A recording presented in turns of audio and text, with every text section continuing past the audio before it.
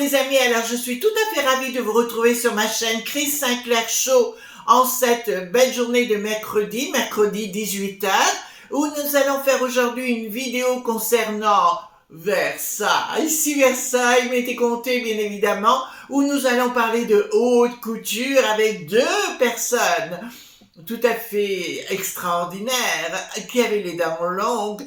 Voyez-vous, je veux parler bien évidemment de Rose Bertin, la grande couturière, mais aussi du célèbre Léonard, le coiffeur de Marie-Antoinette. Ces deux-là se sont croisés, bien évidemment, à un moment donné avec la belle Marie-Antoinette, voyez-vous.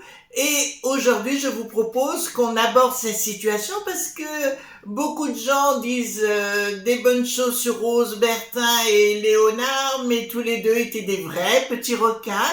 Donc, enfin, que voulez-vous, c'était la vie. Alors, Mademoiselle Rose Bertin, donc, était une étoile resplendissante parmi les marchands de mode parisiens, naquit sous les auspices d'Abbeville le 2 juillet 1747. Issue d'une lignée modeste, fille de Nicolas Bertin, serviteur de la maréchaussée, et de Marguerite Méquignon, humble garde malade. Elle naquit dans l'ombre destinée à éclairer le monde de la mode de sa lumière éblouissante. Alors, son ascension, telle une comète, filant à travers les cieux de Paris, débuta dans les modestes ateliers de la manufacture de draps fins des vents robés à Abbeville.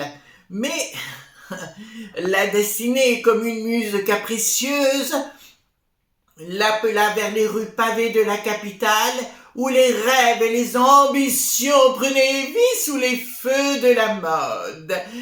Telle une fleur s'épanouissant dans un jardin de soie et de dentelle, Mademoiselle Bertin trouva sa place au sein du prestigieux établissement à Lutèce ou à Paris, du très galant, sous les auspices de Mademoiselle Pagel, enfin on disait, mais on l'appelait aussi Madame Pagel parce que c'était une femme de caractère.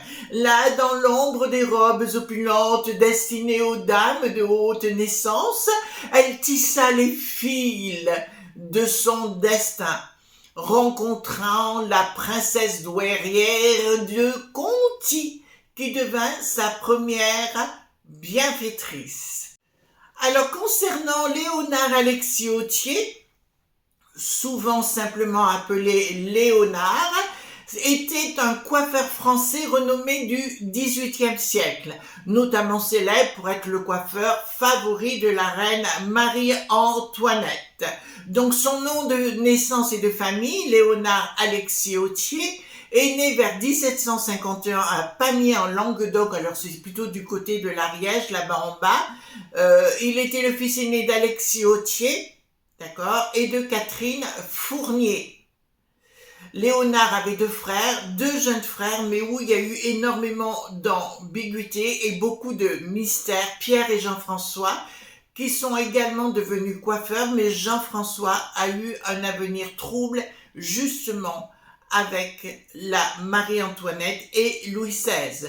Donc Léonard commence sa carrière de coiffeur à Bordeaux avant de déménager à Paris en 1769. Son style alors novateur attire rapidement l'attention et il deviendra bientôt le coiffeur prisé de la noblesse, y compris de la reine Marie-Antoinette. Alors, dans les fastes chatoyants de la cour de Versailles, où les intrigues et les élégantes se mêlaient en une danse envoûtante, émergeait une figure singulière, digne d'une plume balsacienne. Léonard Alexis Autier, dit simplement Léonard, coiffeur émérite au service de la reine, la célèbre reine Marie-Antoinette, mais il avait les dents longues. Donc, comme je vous le disais précédemment, il était né à Pamiers, dans les confins du Languedoc. Ses aspirations semblaient vouées à l'ordinaire, jusqu'à ce que le destin tisse des fils d'une destinée hors du commun. Son talent précoce l'amena des ruelles provinciales au salon parisien où il sculpta des chevelures de dames de la noblesse avec une habileté et une inventivité qui ne manquèrent pas de susciter l'admiration. Concernant Anne Bertin, donc en l'an de grâce 1770, telle une déesse créatrice, bien évidemment, elle érigea son propre temple de la mode baptisé le Grand Mogot, où les riches étoffes, où les parfums enivrants émerveillaient les élites parisiennes. Son génie créatif, tel un torrent impétueux, déferla sur la scène de la mode, allégeant les lourdes silhouettes des dames aristocratiques, introduisant des robes de mousseline et des parures champêtres qui captivèrent les cœurs et les esprits de la haute société. Mais son apogée, tel un arc-en-ciel fugace, fut atteint lorsqu'elle fut élevée au rang de ministre des Modes grâce à la duchesse d'Orléans. Je rappelle que la duchesse d'Orléans l'a introduite auprès de Marie-Antoinette et elle est devenue vraiment la diva de la mode, c'était la haute couturière, on pourrait dire, pour l'époque. C'était la première influenceuse pour l'époque de la reine Marie-Antoinette, mais aussi de tout Paris, de toute la France, mais aussi du monde entier. De conseillère vestimentaire, elle devint confidente de la souveraine, rapidement naviguant avec grâce à travers les méandres des salons de Versailles, façonnant l'élégance à l'époque d'un petit coup de ciseau magistral. Pourtant, même les étoiles les plus brillantes finissent par pâlir devant les ténèbres de l'histoire. Elle fut accusée parce qu'avec Léonard, pendant des années, elles ont fait ce qu'on appelle, vous savez, les hautes perruques, ce qu'on appelait les poufs. Les poufs où on mettait des bateaux, ça pouvait atteindre jusqu'à 1,50 m. Ça coûtait une blinde. On mettait du crin de cheval à l'intérieur, si vous voulez, et on mettait des bateaux, on mettait des vases avec des bouquets de fleurs, des roses, voyez-vous. Je vous mets un panel de photos les unes derrière les autres, où vous pourrez comprendre comment le célèbre Léonard est devenu très proche de Rose Bertin à Versailles et puis alors c'était très cher, je veux dire, ça avait, je crois, doublé au niveau du budget de la reine Marie-Antoinette, doublé son dressing en prix, bien évidemment, donc on était passé dans autre chose. Bon, c'est pour ça que les deux, plus tard, furent accusés d'avoir ruiné la couronne de France. D'accord ? Voilà. Elle a été accusée, donc, cette belle Rose Bertin, d'entretenir des passions frivoles de l'ancienne reine. Elle fut contrainte de fuir la tempête révolutionnaire, trouvant refuge en Angleterre jusqu'à ce que les flots tumultueux de la terreur s'apaisent. Revenons à Léonard, si vous le voulez bien. C'est la souveraine dans les alcôves dorées de Versailles que Léonard trouva son éclat le plus éblouissant. Ignorant les convenances et les conventions, il s'imposa comme le coiffeur favori de Marie-Antoinette, détrônant même les prétentions du coiffeur officiel de la cour. Ses créations capillaires, ce que je vous appelais les poufs, deviennent des œuvres d'art sous l'influence, il faut bien dire, de Rose Bertin. Des sculptures éphémères qui encadraient le visage radieux de la reine et capturaient l'attention de toute la cour. Léonard, ne se contentant pas du tout de dompter les cheveux rebelles et des élites, il se lança dans le tourbillon de l'entrepreneuriat, fondant une académie de coiffeurs et même un théâtre. Le théâtre de Monsieur avec le soutien bienveillant de Marie-Antoinette.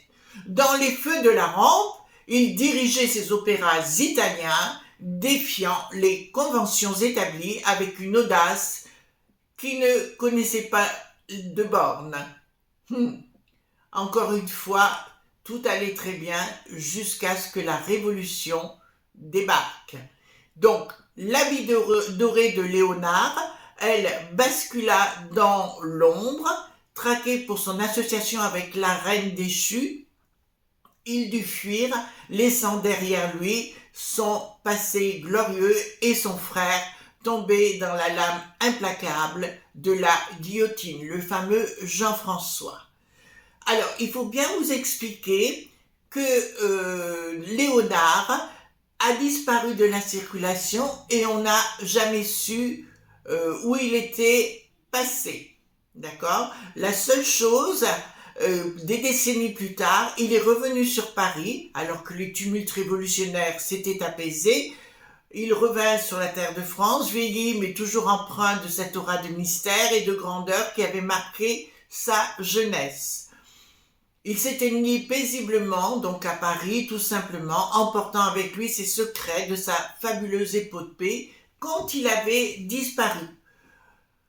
Tandis que le monde se détournait bien évidemment, indifférent aux légendes évanouies, les amis. Donc c'est pour ça que je vous dis, ce personnage est tout à fait mystérieux, ça c'est une évidence. Donc on aura l'occasion de parler du fameux coiffeur de la reine Marie-Antoinette, mais aussi de Rose Bertin, d'accord ? Pascal, c'est pareil, si vous voulez. En 1795, bon, elle était légèrement plus âgée que Léonard, donc elle retrouva ses demeures et ses ateliers en 1795, parce qu'entre-temps, elle était partie en Angleterre en tentant de retrouver sa superbe, mais elle n'y arriva pas, et elle a tenté de rentrer en France en fabriquant des cocardes, vous voyez-vous, mais la toilette que l'on voit sur la reine Marie-Antoinette avant d'être exécutée, c'est elle-même qui l'a confectionnée.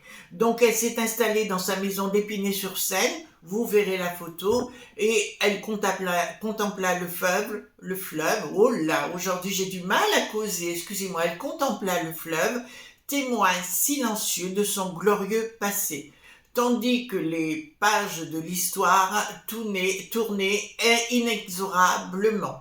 J'ai vraiment du mal à parler, je m'en excuse aujourd'hui, ça arrive, c'est des jours comme ceci. Alors, je vais vous dire simplement, les deux avaient les dents longues, les deux étaient partis de rien et se sont retrouvés à la cour de Versailles en gagnant des fortunes, parce que c'était pas donné, et les deux sont morts dans l'indifférence et ils ont tout perdu. Voilà ce qu'on pouvait dire par rapport à ces deux personnages mythiques et mystérieux et qui ont quand même engendré, oui, la colère du peuple, puisqu'ils étaient accusés d'être responsables des dépenses faramineuses de la reine Marie-Antoinette. Voilà les amis, je vous fais de gros bisous tendres et on se retrouve vendredi soir sur cette chaîne pour d'autres aventures. Merci, bye bye!